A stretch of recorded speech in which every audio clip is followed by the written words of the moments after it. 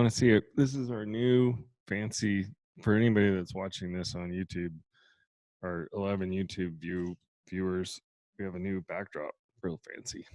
It's super fancy. It's a bigger love sticker holding up a piece of paper It has a picture of the that cover has a of our new picture of book the new cover. on. It's super ghetto. We roll hard.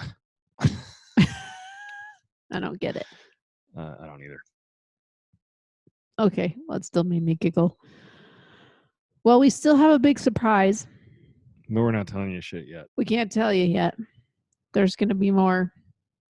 We're going to have more juicy details by the next podcast. Yeah. It may involve genealogical testing. And that's all I'm going to say. You just ruined it. No, I didn't. I am my own grandpa. Now I ruined it. Now you ruined it. All right. Today, we're going to talk about, what are we talking about? We're finishing up the love things. Stages. We're going to talk about the stages of love this time. Yeah. Stages. Because we did the kinds of love last time. And the stages are as important, if not more important. I think they're more important because the types of love are nice for us to be able to sort of categorize what kinds of love we're feeling. And I think it's nice to have a vocabulary to talk about love in a more precise way other than just love. I love pizza. I love you. It's not the same kind of love. So just in case anybody's just barely tuned in and they're thinking, oh God, this sounds boring. How are we going to keep this one exciting? I say we do it topless. What do you think? I say you should. And go. No, I don't want to be. I'll probably have bigger boobs than you right now. What? I don't think so. What stage of love would you like to talk about? I want to talk about all of them. There's only 3. 3? Yeah. I thought there was 6. Oh, well, go ahead. What do you got? Well, no, it's probably, I was just thinking it's like the shampoo effect. Rinse, wash, repeat. Wash, rinse, repeat. Oh, like you can go in and out of the stages, the phases, and then come in and out again? Yeah. It's like sex. In and out. Okay. All right, good talk. Let's talk about this. Let's talk about the first stage of love. Okay. What's it called, honey?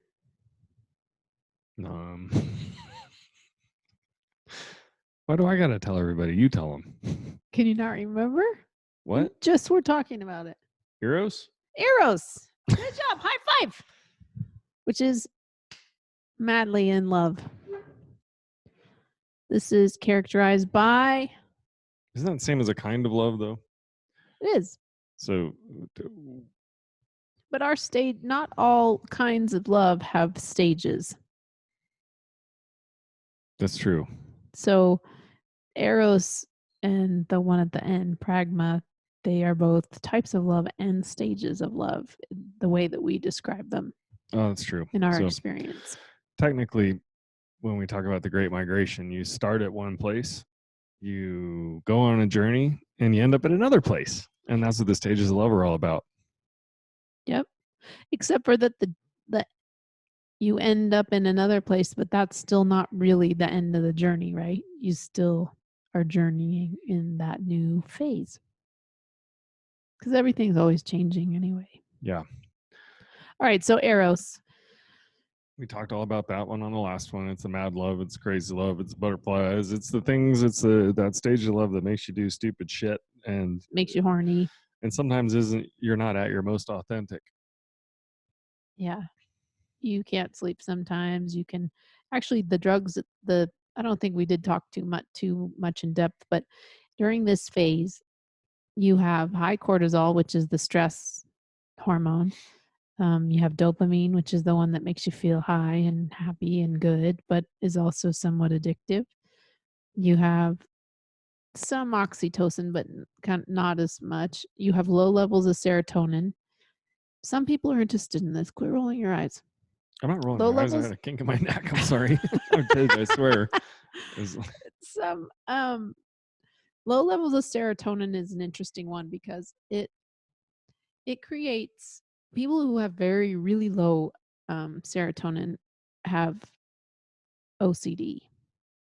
And so you can have sort of that obsessive compulsive kind of like actions and thoughts and behaviors when you're madly in love. That's why they say mad in love, crazy in love. It's true. Those are it's truth because of the chemicals that are flowing in your bloodstream when Love you're sick. I call it love yeah, sick. love sick. Yeah, you can't eat. You're that's another thing with all the cortisol and the dopamine, you're not hungry, you can't sleep. So even though it's great and people love that kind of love because of all the high feelings that you get, it's also Unsustainable. yeah, and it also doesn't, as you mentioned, it's characterized by not making great decisions.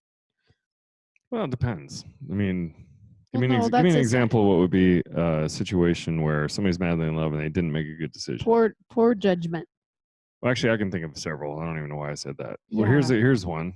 Um, I'm supposed to go to work, but I'm madly in love with this girl, and I'm just going to go out with her instead. Or part of the lovesick thing too is it it boils up. It can, depending on how grounded you are, it can boil up insecurities. So Yeah, that's another thing, like getting jealous, I remember obsessing when about where they are all the time. I You just remember when we first started dating, and I knew almost instantly that you were special. But I went like a week later. I went back to Maryland for Thanksgiving with my family, and I I couldn't stop thinking about you. And I was like, well, it's time for me to go. And my dad gave me a ride to the airport, and I realized I got to the airport an entire day early.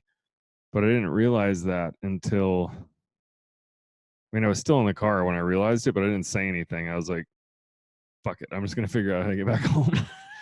So I went in and I did standby on the next flight, and I came in a day early so that I could go out with you that Saturday night. So I don't know that that was a bad decision, but it was definitely a lovesick decision. there's something romantic though about that kind of I mean, it wasn't like that maybe wasn't a bad decision. It wasn't like you were missing something really important. Well, there was some insecurity behind it too, because I was like, well, it's Saturday night. What if she goes out with her friends and meets somebody else? Yeah. Yeah. And I mean, that's not the best place to be making decisions from a place of insecurity. Right. But I Worked out also for me though. when you said you came home early so we could go out, I thought that was a really sweet gesture. Yeah. Thought it was cute. I buried all that insecurity and was like, this is what I've decided. Wow.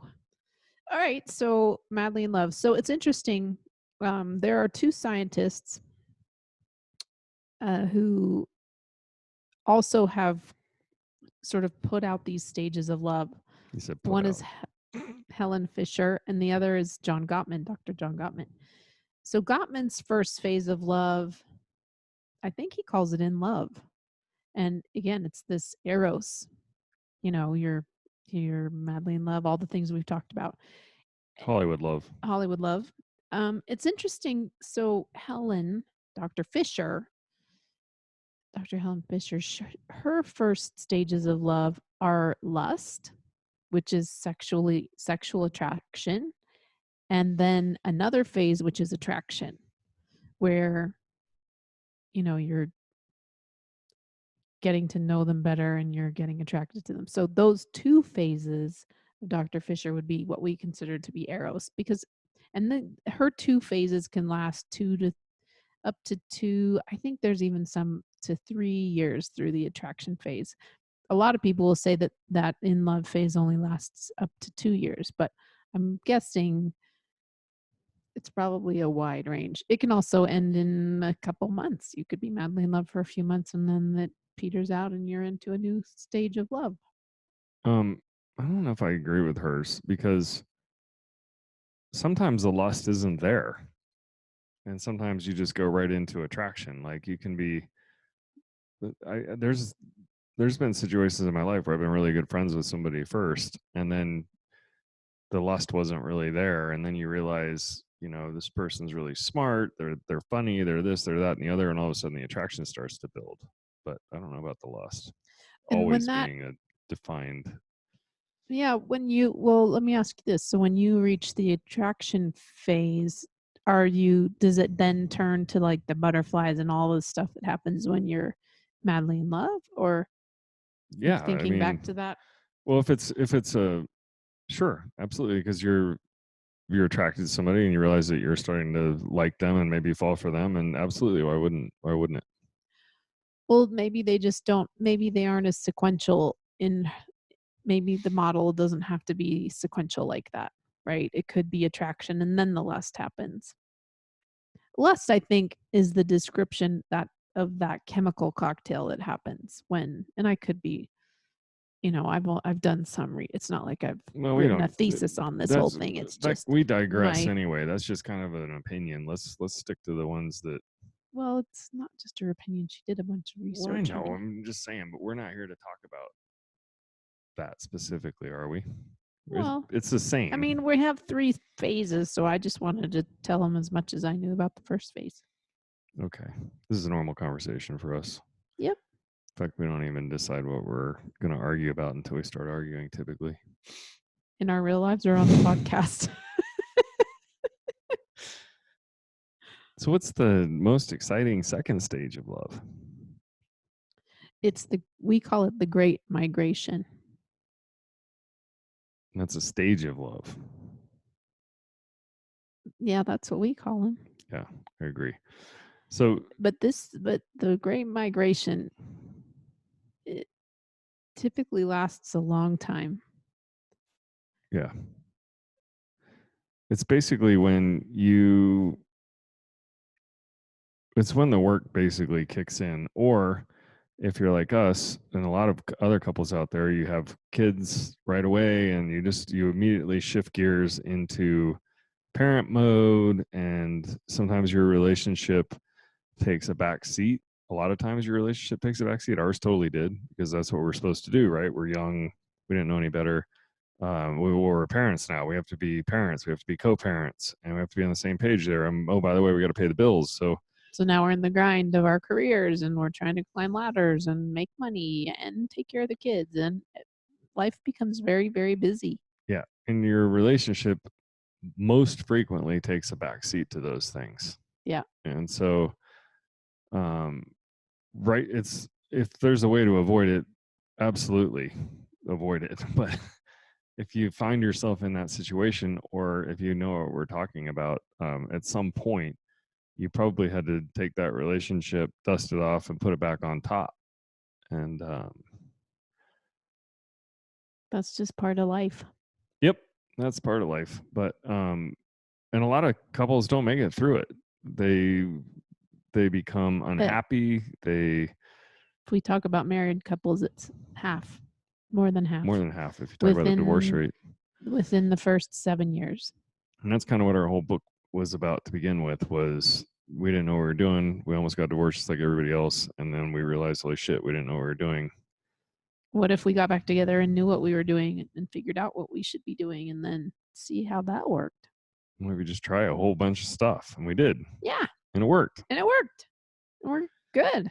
The biggest thing that we did, though, is make the relationship the most important thing, because everything else kind of, when you're in a really good place in your relationship, then co-parenting is super easy.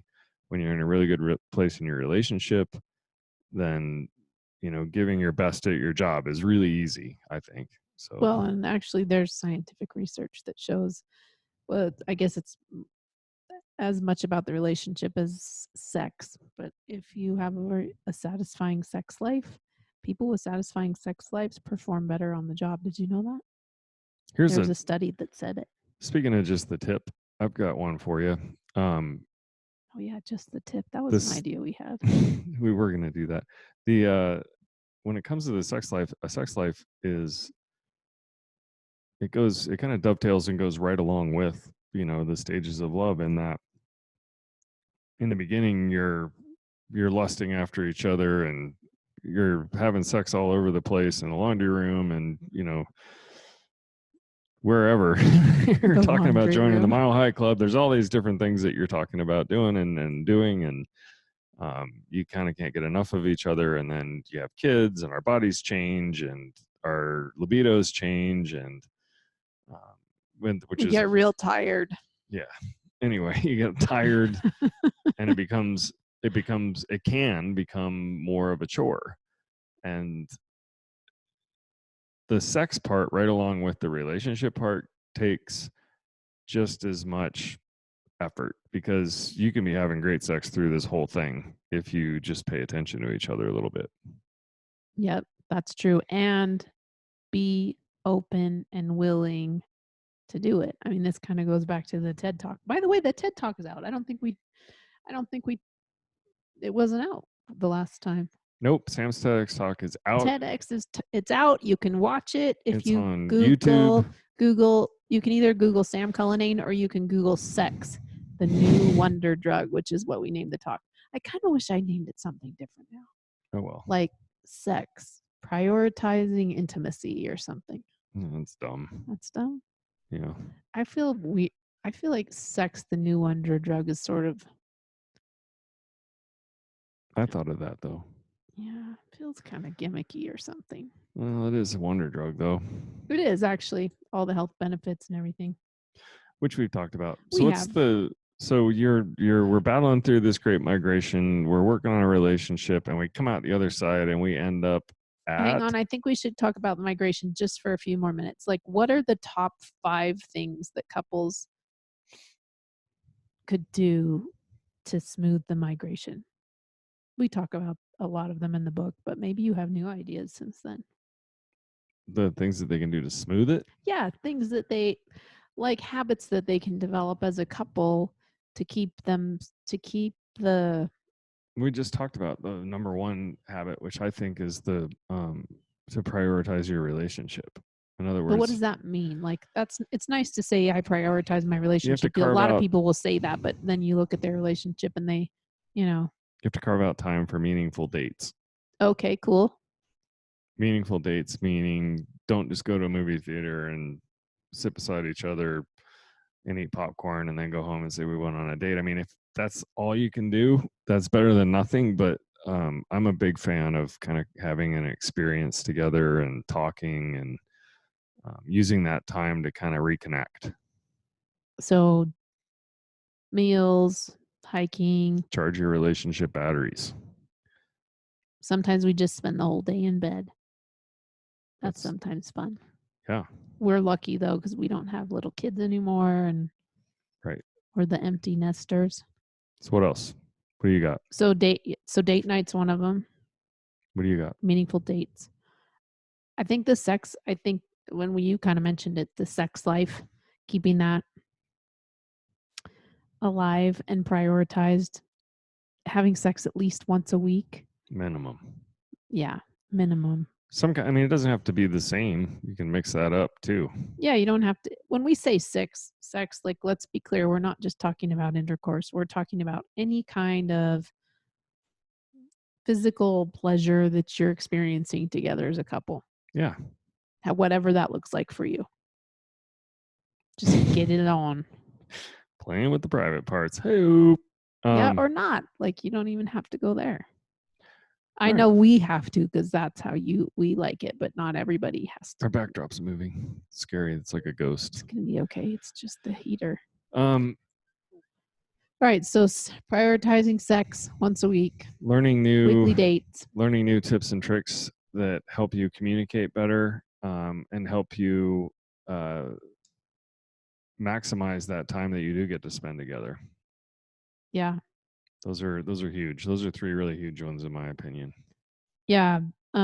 We always talk about crucial conversations because it's a great relationship / communication book. And I think we have a lot of great advice in our book as well. Yeah. Marriage, from miserable to magnificent. Now that we've talked about some tips along that way, and we want to get to that 3rd stage. Hang on, that was only 3. I wanted 5. You said 5? Yeah, because God, it's so many. Well, it's the longest. It may not be the longest phase, but it's the toughest one. Eros is easy. When you get to Pragma, it's pretty easy too. I'm in Pragma right now, and I'm annoyed. You're gonna be all right.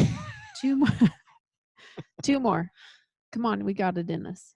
Let's see what else. How about fighting? We talked about learning to communicate better, but I think knowing again, a lot of why we talk about these stages of love is to set expectations, right? If you have the expectation that you're going to be madly in love for the rest of your life, you're set up to fail because you can't, you won't, and it doesn't. You can't maintain those hormones and those chemicals flowing for the rest of your life. So you can't do that. Just like fighting. I just want to correct one thing real quick. Okay. We are we know very well that there's going to be outliers out there. So I'm sure there's 5% or whatever the odds are. The odds are definitely stacked way against you that you can't do it. Somebody out there is like, well, my grandparents, and you're probably right. They probably were, but they're outliers. All right, go ahead. What were you going to say? Yeah, I haven't so I haven't read any studies where people have been madly in love forever.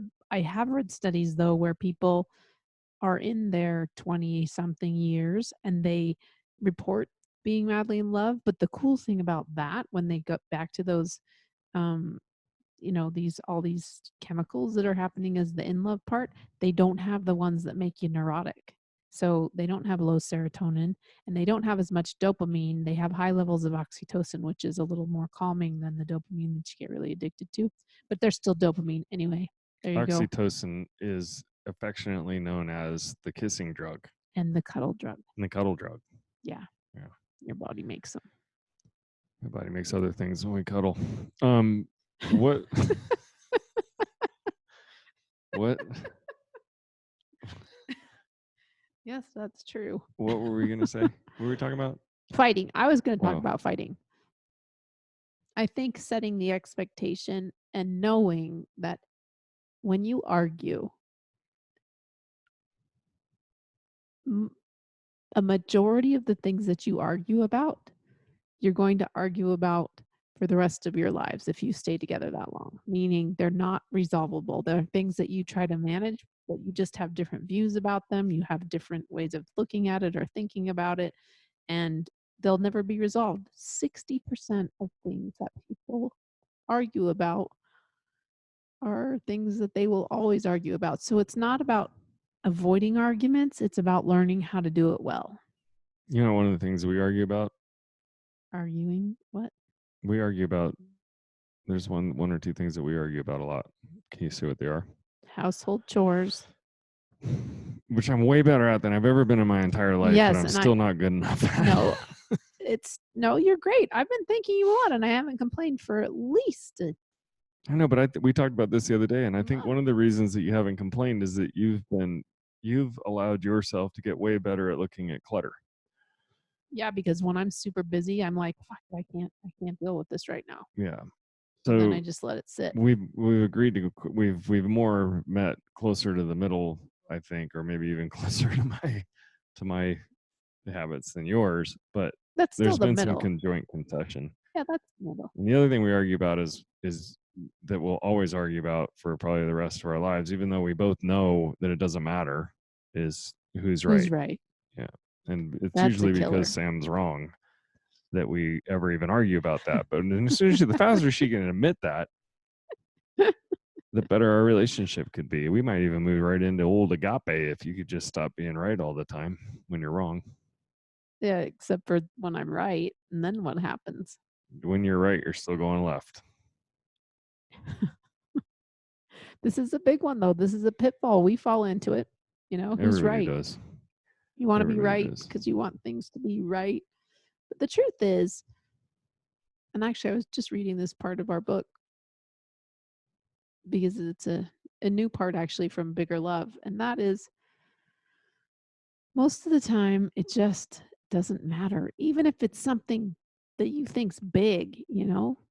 Most decisions you can unmake, you can remake, you can make a different decision, you can course correct after you've made the decision. So the truth is, even if you're fighting about something that feels really important and you're right, you can always concede because you can always course correct. That's That's the way I feel about it. And that's always course correct is going to fall right back in there with what I said before. 95, Most of the 98% of the time. time, yeah. Like we can't go back and start spanking our kids now. You wouldn't let me do that when they were young and naughty. And it was okay. Now it's not okay for anybody to spank their kids, I guess, but It wasn't really okay back then either. yes, it was. Everybody got spanked. You did, but I'm talking about when our kids were young. No. It was fine. Yeah, we got hit in school. Yeah. Anyway, all right, that's 5. Yay. Okay, was it? Mm-hmm. All right. The other thing, I feel like it was 4, but the other thing you can do is focus on those other kinds of love that we talked about, right? Philia, like friendship things where you have deep conversations. There are all kinds of cool shit on the internet, like deep in your relationship, and they have different like decks of cards where you take these on your dates and you ask these questions about your partner. You think you know your partner, but you probably are assuming a lot. Like I assume I know a lot about you, and then every once in a while we'll be talking and you'll say something that really surprises me, that I didn't know about you. I think that's so fun that you will always be discovering new things about your partner. I could ask you a question right now that probably I don't know the answer to. What? What's your favorite movie that when you watch it, it stirs your loins? That stirs my loins? Well, if any of the movies stir my loins, it's probably the Twilight ones. Really?